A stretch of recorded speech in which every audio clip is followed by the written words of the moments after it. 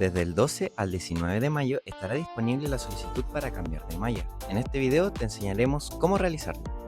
Para enviar tu solicitud, dirígete al portal Registro Curricular, ingresando tu usuario y contraseña FEM. Ahora presiona el botón Simula tu cambio de malla, que está a la derecha de tu pantalla en color azul.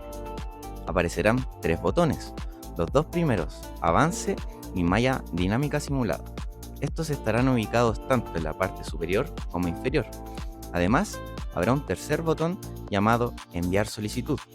Haz clic en este botón, ya sea el que está abajo o el que está arriba, lea atentamente toda la información que va apareciendo, ingresa tu contraseña FEM y presiona nuevamente Enviar solicitud. Finalmente presiona OK y listo. Tu solicitud habrá sido enviada y quedará registrada en el historial de solicitudes. Ten en cuenta que tu solicitud será procesada dentro de las próximas 24 horas.